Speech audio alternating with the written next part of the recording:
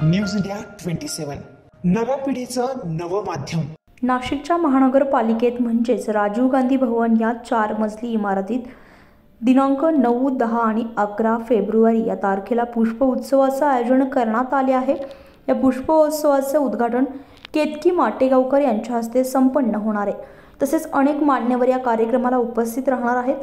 3 दिवस चालणाऱ्या या पुष्प महोत्सवात अनेक सांस्कृतिक कार्यक्रमांचं देखील आयोजन करण्यात आलं आहे। या पुष्प उत्सवात सुमारे 2000हून अधिक फुलझाडांचे प्रकार पाहायला मिळणार आहेत।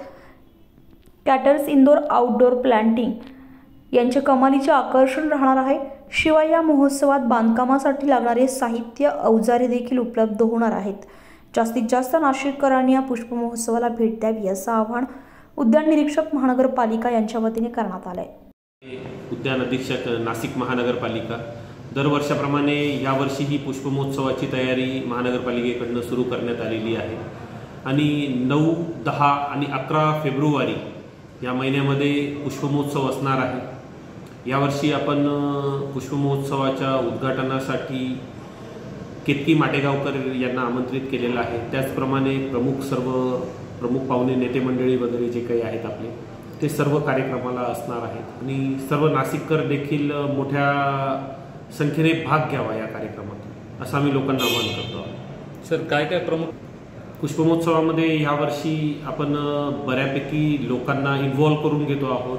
वेगवेगळ्या प्रकारचे फुलांचं प्रदर्शन असणार आहे, वेगवेगळ्या प्रकारचे कुंड्या आपण मागवतो आहोत त्यांच्याकडनं। त्याचप्रमाणे बरेचसे आपण इथे स्टॉल देखील लावतो आहोत, फुलांशी रिलेटेड आहेत, काही नर्सरीशी रिलेटेड आहेत। तर सर्व डेकोरेटिव्ह स्टॉल या ठिकाणी आपण लावतो आहोत आणि वेगवेगळ्या प्रकारचे सांस्कृतिक कार्यक्रम वगैरे जे काही आहेत, म्युझिकल प्रोग्राम वगैरे घेणार आहोत। असे छोटे मोठे भरपूर सारे कार्यक्रम आपण यावर्षी घेणार आहोत। काय सेल्फी पॉईंट बऱ्याचशा ठिकाणी आपण सेल्फी पॉईंट बनवणार आहोत। वेगवेगळ्या ठिकाणी आपण अट्रॅक्टिव्ह काही डेकोरेशन्स देखील करणार आहोत। त्या ठिकाणी आपल्याला ॲज अ सेल्फी पॉईंट म्हणून त्यांचा उपयोग करता येणार आहे। न्यूज इंडिया मराठीसाठी हेमंत काळमेघसह अश्विनी पुरी, नाशिक।